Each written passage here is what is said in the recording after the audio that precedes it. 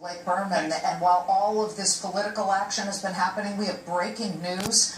Remember how we started off the week with news of that gigantic, massive merger between AT&T and Time Warner? Well, developing at this hour, another Blockbuster deal in the works. The Wall Street Journal is reporting that telecom giants Level 3 Communications and CenturyLink are in advanced talks to link up. Now, if you own these two stocks, you are absolutely in the money in this final hour of trade. We've got CenturyLink up 9.75%. Look at Level 3 jumping 11%. Also fueling the merger inferno, Qualcomm buying NXP Semiconductors. This is a $38 billion deal. That's a behemoth. Look, folks, that is the biggest deal in the semiconductor industry ever. Shares of Qualcomm, look at them, moving higher by 4%. They pretty much own the mobile chip space. They are popping right now. That's a 52-week high. But as those companies go on a shopping spree, Twitter discontinuing what was a hot purchase for the microblogger. Twitter announcing it is shutting down its Vine business. That's the app where it lets you loop 6-second-long videos. It was super hot when Twitter bought it back in 2012, but Twitter paired the news of Vine's imminent death with a layoff announcement that it will cut 9% of its workforce. Investors seem to think that that is some kind of indication that Twitter is getting leaner and meaner. So Twitter right now is up about 0.33%, still stands at $17.35.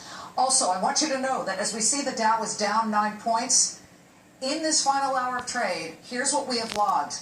The Dow has moved up and below the unchanged line 69 times, but it's a moving target. So I want to bring in the traders at the New York Stock Exchange, the CME Group, and the NYMEX. Keith Bliss, why so much uncertainty? I know all roads lead to the Federal Reserve, but I have to believe, too, that is the case today. We have a 75% chance that the Fed will hike rates in December. That's what the CME traders believe.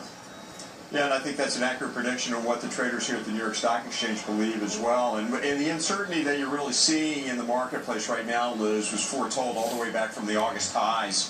If you look at the market from a technical basis, we absolutely got a double top in both the Dow and the S&P 500 back over the summer. And we've been doing nothing but trending downward since then. What you see in these broader indexes, though, is we're now dancing around the trend line that was formed all the way back from the February lows. It's important that we maintain this level right now, and I think we will as we continue to consolidate through the end of the year. But it's important we maintain this level because then we could see a steep fall off and go back and challenge those February lows after we break through a couple of other levels. So the uncertainty is all about the Fed. It's all about political uncertainty around the globe. It's all about uncertainty in our own market. It's about uncertainty about what we're going to see out of the earnings picture tonight after the market closes, as well as tomorrow with Chevron and ExxonMobil. Traders are unwilling to take a stance one way or the other. Mr. Knuckman, to you at the CME, we've talked about what on any given day is either an Oscar-worthy earnings day, which is great today. Yesterday, everyone was complaining that earnings weren't good, but as you sort of put this all together, what else should the investors watching right now really focus upon? Well, earnings obviously are the focus, but we're getting behind that. And what's interesting here is we might actually end up positive with some earnings growth for the quarter. Very close. The revenue is actually increasing, so that's the bottom line. But what I think is very interesting were those mergers that you're alluding to.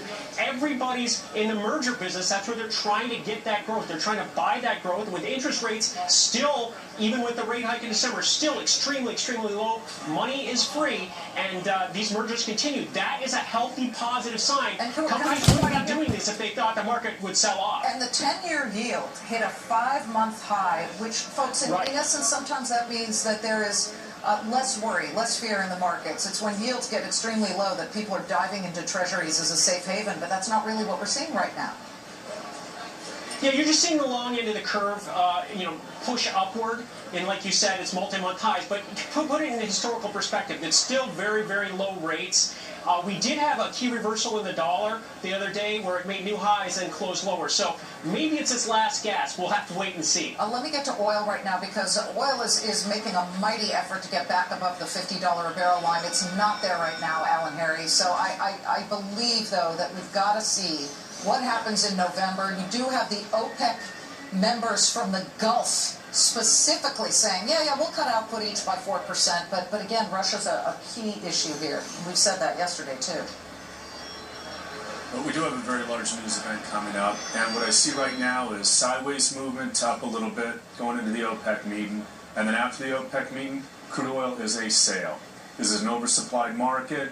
They're at record production. It's going down after that. So that's the way I'm going to play this. It's going and I also down, want to he make says. a comment after the OPEC meeting. I also want to make a mention of natural gas. Yeah. 2 shows ago, we talked about it being a sale. Wow, did it come off big.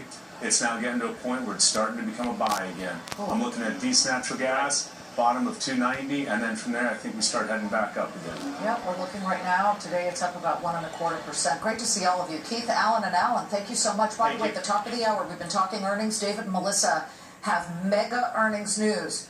Amazon, Alphabet, the parent of Google, that's after the bell. Please stay tuned for that. I believe we are also getting LinkedIn, folks. Is that true? So stay tuned. We have it all. The closing bell, we've got 45 minutes to go.